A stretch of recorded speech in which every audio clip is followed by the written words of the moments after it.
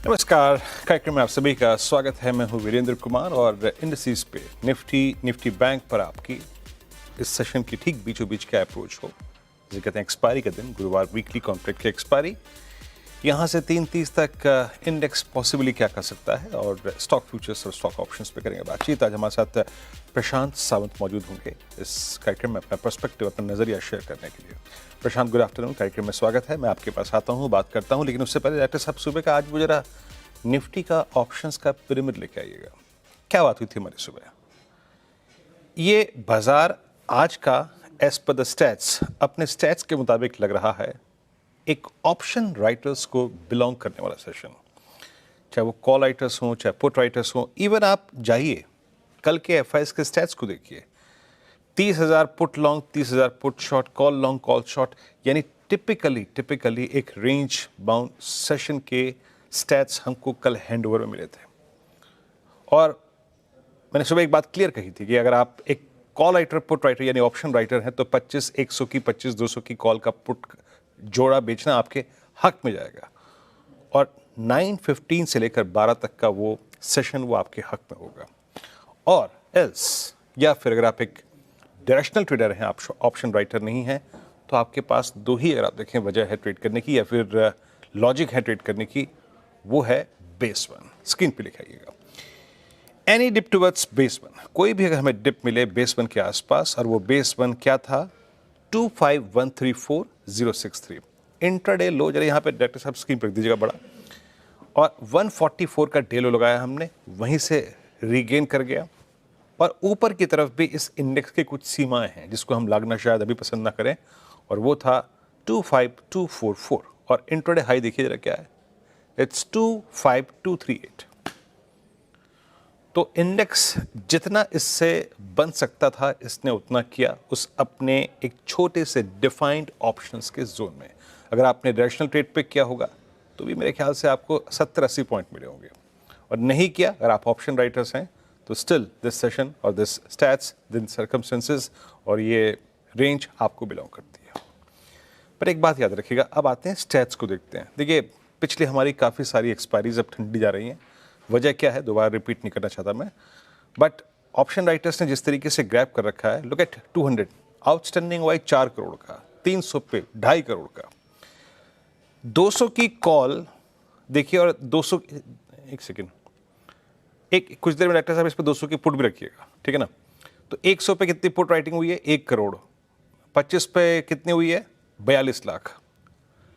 At the money 25-200 की call में लगभग 3 करोड़ का बिल्डअप है, जिसमें से मतलब ये इंट्राडे है आउट ऑफ 4 CR। तो आप सोच सकते हैं कि कॉल राइटर्स में कितना कन्विक्शन है कि हम शायद अभी 24-25-200 के 25-250 के जोन को बाइसेक्ट करके बहुत दूर ना निकले। हम शायद अभी एक्सपायरी के दिन 20 डेमा को ना तोड़े।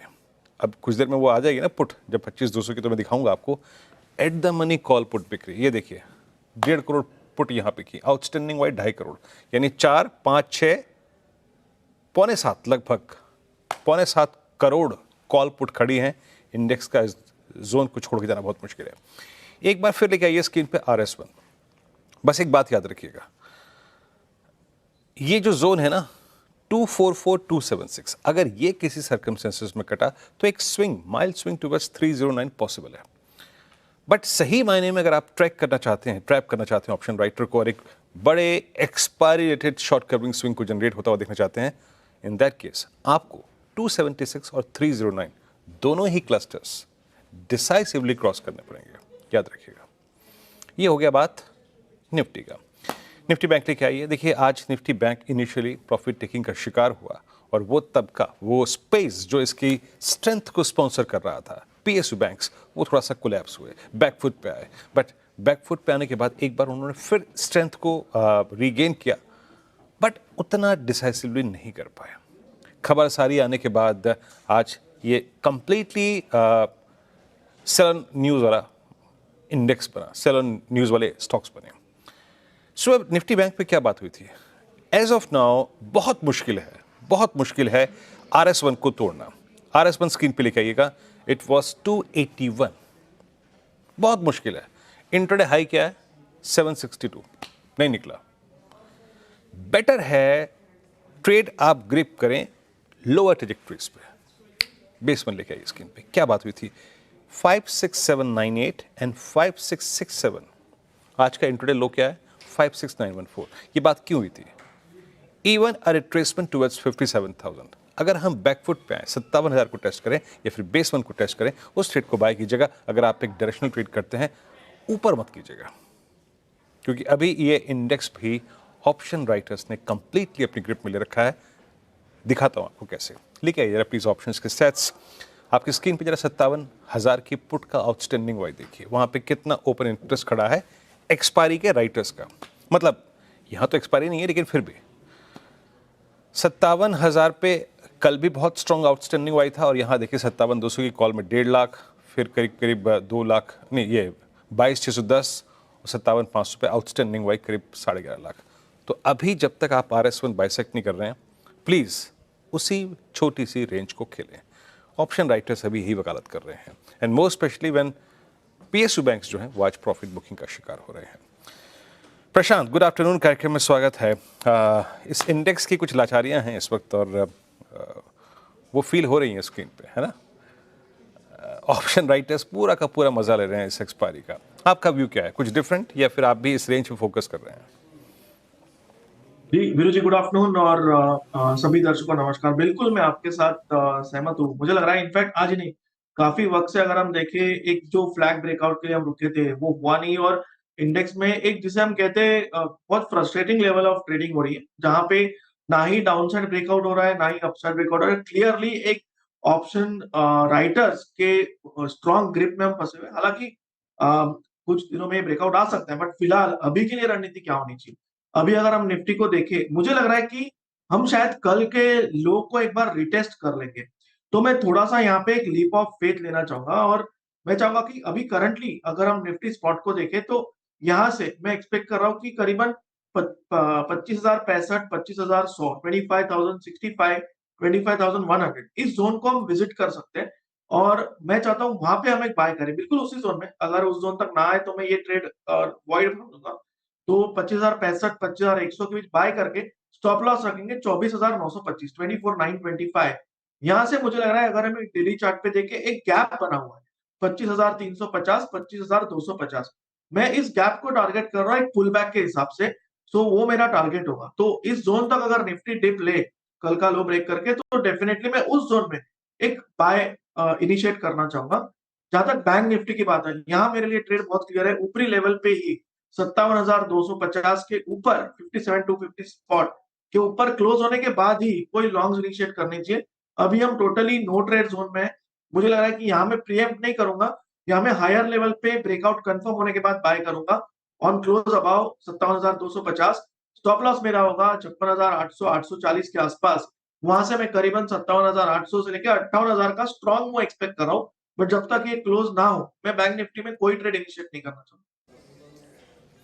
जी हाँ, एक बात याद रखिएगा, बैंक निफ्टी के डाउनसाइड को रेस्ट्रिक्ट करते हैं PSU बैंक्स। जब बैंक निफ्टी बहुत ओवरसोल्ड होता है, जैसे कि हमने पिछले हफ्ते, इस हफ्ते कई बार 20 डेमा को टेस्ट किया, बार बार हमारे डाउनसाइड को रेस्ट्रिक्ट कर रहा था PSU बैंकों का जो समूह है वो।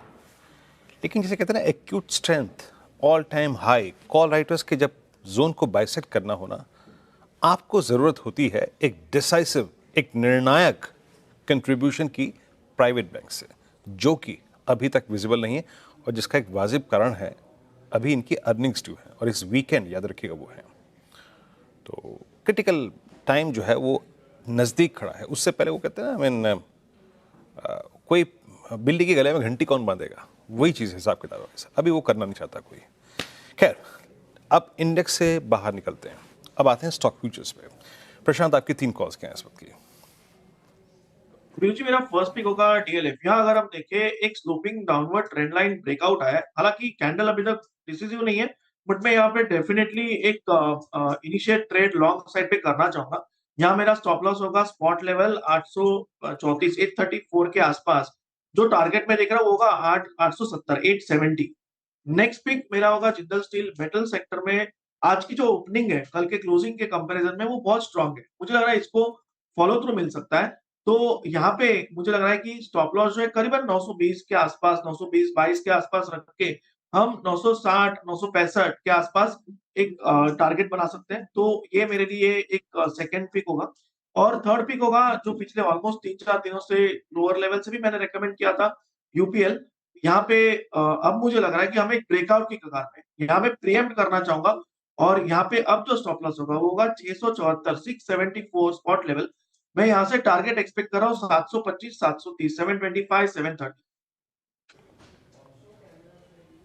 ओके, ट्रेड्स आपके स्क्रीन पे ही आएंगे। एक एक करके रखिएगा। देखिए यूपीएल तो जनाब आज सुबह से वाकई बहुत ही खूबसूरत ट्रेड रहा। It's I think second top gainer इस वक्त और एक एक करके ट्रेड रखिए। डीएलएफ फ्यूचर्स 870 के लक्ष्य के लिए आज फर्स्ट टिक में पूरा रियल स्टेट स्पेस सबने अपनी अच्छी स्ट्रेंथ दिखा रहा था, वो अब तक कायम है। दूसरा जेएसपीएल फ्यूचर्स 965 के लक्ष्य के लिए करीब 920 का स्टॉप लॉस यहाँ पर होगा। और तीसरा ट्रेड रखिएगा स्क्रीन पे, यह है यूपीएल फ्यूचर्स 693.90 के लक्ष्य के लिए, ये प्राइस है माफ कीजिएगा, और 725 730 का लक्ष्य है। इंडेक्स वहीं छोटी सी रेंज में आके ट्रेड करता हुआ। खैर एक काम करते हैं, अब एक विराम देते हैं। एक ब्रेक के बाद स्वागत है कार्यक्रम में आपका। और देखिए अब हम बात करना चाह रहे थे एसबीआई के क्यूआईपी इशू के बारे में। देखिए सीएनबीसी की आवाज़ ने कल ही आपको खबर दी थी कि ये 25,000 करोड़ रुपए का क्यूआईपी लॉन्च होगा और वो आज हो भी गया, तो खबर पे पुष्टि हो गई सीएनबीसी आवाज़ की।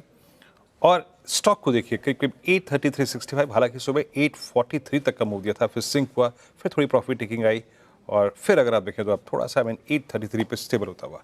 मैं जो कल भी आपको एक बात कह रहा था कि ये पूरा 840 से लेके 50 का जो जोन है ना, वो कॉल राइटर्स का डोमिनेटेड जोन है, तो ये थोड़ी टर्बुलेंस वहाँ दिखाएगा और इसने दिखाई भी।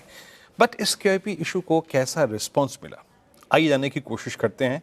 नाम किस किस के हैं इसका पूरा विवरण यतिन देंगे। यतिन ने कल खबर दी थी। यतिन, आप वाकई बधाई के पात्र हैं, खबर सही हुई, पुष्टि हुई। रिस्पॉन्स कैसा है यतिन अब तक का? थैंक्स वीरू। अगर हम बात करें एसबीआई की तो रिस्पांस ज़बरदस्त है। 25,000 करोड़ के क्यूआईपी को लगभग 3 गुना डिमांड ऑलरेडी आ चुकी है, यानी 75,000 करोड़ रुपए से ज़्यादा की बोलियां ऑलरेडी आपको क्यूआईपी बुक में रिफ्लेक्ट होती हुई दिखाई पड़ रही हैं। हमारी सूत्रों की जानकारी के हिसाब से डोमेस्टिक म्यूचुअल फंड्स और हेज फंड्स का काफ़ी अच्छा यह कंट्रीब्यूशन देखने को मिल रहा है। और डोमेस्टिक इंस्टीट्यूशंस में अगर आप देखें तो एलआईसी, कल भी हमने इसके बारे में बात की थी, इन्होंने लगभग 7,000 करोड़ रुपए की बोली लगाई है। डोमेस्टिक म्यूचुअल फंड में से कौन म्यूचुअल फंड सबसे अग्रसर दिखाई दे रहा है, लगभग 3,000 करोड़ की बोली उन्होंने लगाई है। और दूसरे फंड्स जैसे कि HDFC pension fund, ICICI pru life, Motilal Oswal, Birla mutual fund, इन सभियों ने लगभग 1,000 से 2,000 करोड़ रुपए के बीच में अपनी बोलियां लगाई हैं। जहां तक कि एफआई पार्टिसिपेशन का सवाल है, नोमुरा, इन्होंने 1,800 करोड़ के आसपास की बोली लगाई है। और हमारी जानकारी के हिसाब से 2 हेज फंड्स जिनका नाम है मार्शल वेस और मिलेनियम, इन्होंने भी लगभग 1500 करोड़ रुपए के आसपास की बोलियां लगाई। तो ब्रॉडली एक अच्छा मिक्स है डोमेस्टिक इंस्टीट्यूशंस का और फॉरेन इन्वेस्टर्स का, जहां तक कि एसबीआई के म्यूचुअल फंड और क्यूआईपी का सवाल है। बिल्कुल यतिन, बहुत बहुत शुक्रिया इस पूरे आई थिंक अब तक के रिस्पॉन्स को एक्सप्लेन करने के लिए। एसबीआई पर आपका टेक प्रशांत, मैं कल भी देख रहा था कि सबसे बड़े कॉल राइटर्स का जोन लगभग जो कल के स्टैट्स थे उसके मुताबिक 13,500 कॉन्ट्रैक्ट्स खड़े थे 850 की स्ट्राइक पे। कैसे अप्रोच करना चाहिए? आई मीन क्योंकि ये तेज़ी शुरू हुई थी परसों 812 के प्राइस से, हमें सुबह बात भी कर रहे थे, हम 812 पे पिक किया था। अब 812 से 843 सब्सटेंशियल मूव आ चुका है। तो अभी क्या बेस्ट फेज इस स्विंग का हम ऑलरेडी खेल चुके हैं? आपका व्यू क्या है अब? तो वीरू जी, एक अहम लेवल जो मैं इसके लिए ट्रैक कर रहा हूँ वो होगा 855, 850। मुझे लग रहा है ये जो मूव है वहां तक जा सकती है। तो अब क्या करना होगा, आप सिर्फ स्टॉप लॉस मैनेज कीजिए। 820 के नीचे 818, 817 के आसपास स्टॉप लॉस रख के पोजीशन बनाइए और 855 का टारगेट रखिए। 855 के ऊपर क्लोज हो तब हम आगे का डिसीजन लेंगे, बट मुझे लग रहा है हम 855 को छू सकते हैं। ओके चलिए, ये है एसबीआई पे व्यू। एक काम करते हैं, ब्रेक लेते हैं, ब्रेक के बाद ऑप्शन ट्रेड लेके हाजिर होते हैं। फिर एक बार फिर से आपका, हम प्रशांत सावंत जी से बातचीत कर रहे हैं। इस वक्त इंडेक्स पे, स्टॉक्स पे काफ़ी चर्चा हुई चुकी है। एक काम करते हैं, पहले ऑप्शन ट्रेड पे बात करते हैं, फिर एक दो स्टॉक्स की स्कैनिंग और करेंगे। प्रशांत, तो ऑप्शन ट्रेड क्या पिक कर रहे हैं? तो वीरू जी, रियल एस्टेट सेक्टर में काफी ट्रैक्शन नजर आ रहा है। ऑलरेडी डीएलएफ मैंने रेकमेंड किया, बट एक और स्टॉक जो मुझे लग रहा है मोमेंटम आ सकता है वो है ओबेरॉय रियल्टी। यहाँ पे अगर हम प्राइस एक्शन को देखें पिछले 2-3 दिनों में, तो 200 दिनों की एवरेज ब्रेक हुई थी, उसको फॉलो थ्रू नहीं मिला और फिर से हमने उस एवरेज को कैप्चर कर लिया। मुझे लग रहा है नॉर्मली इस टाइप के बेयर ट्रैप सिनेरियो के बाद मोमेंटम काफी तेज आता है, तो यहाँ पे मैं 1840 strike price call option recommend करना चाहूंगा, जो करीबन 59-60 के आसपास ट्रेड करी। मेरा स्टॉप लॉस होगा बिलो 35 के नीचे, और जो टारगेट मैं देख रहा हूँ वो होगा 85-85 से लेके 100। ओके, ओबरा रियल्टी, ये स्पेस आज सुबह से ही सबसे स्ट्रॉन्गेस्ट स्पेस है। ओबरा रियल्टी आपकी स्क्रीन पे आएगा।